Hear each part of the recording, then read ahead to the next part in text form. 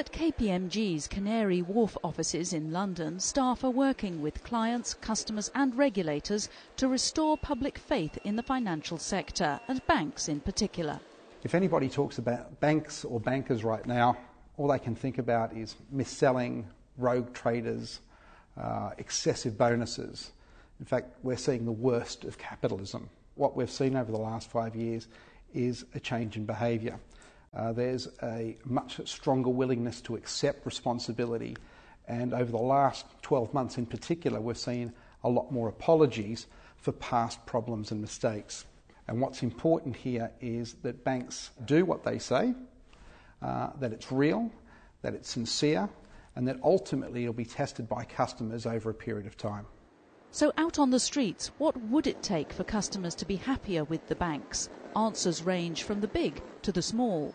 To the outside world, they don't seem to realise that what we see is just they sort of move money around, they don't kind of create sort of anything, and they just get these massive bonuses. And people do think it's unfair. If you put your money into a financial institution, you shouldn't have to pay for them to hold that money, and especially you shouldn't have to pay for the privilege of taking your money out of their bank.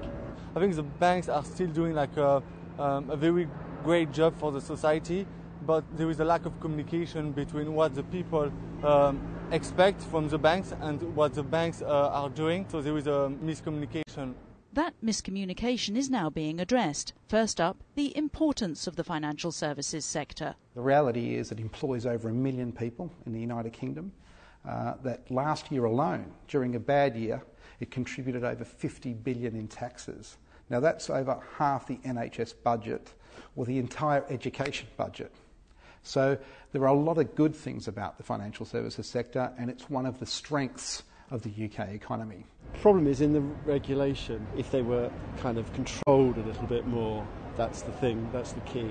I don't think we should go back to irresponsible lending, so back to sort of 90% mortgages and just interest rates that I think are more akin to the base rate. Who do you trust these days, to be frank? Clarity, honesty, being upfront, and abolish a lot of the small print. A lot can be done by the sector itself in terms of how it aligns reward and performance. And I think looking back that was wrong. And it's not just investment banking we're talking about. I think that in corporate and retail banking, some of the incentive structures around the selling of insurance and the selling of other products was arguably even worse. Got to lend money to stimulate the economy. If I can't borrow money to then get clients to get my business growing, I think it's the only way to get the economy going. They have to make their money some way, but I think in hidden charges and the like is not the way to go about it. Professional services firms like KPMG can provide a pretty unique lens into the environment that we're working within right now from two perspectives. Firstly, around reputation risk.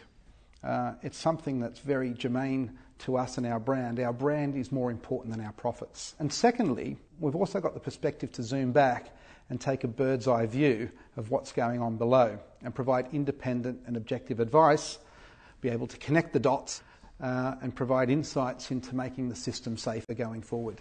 KPMG feels the inflection point has been reached for the financial sector to improve systems, controls and practices and to restore trust.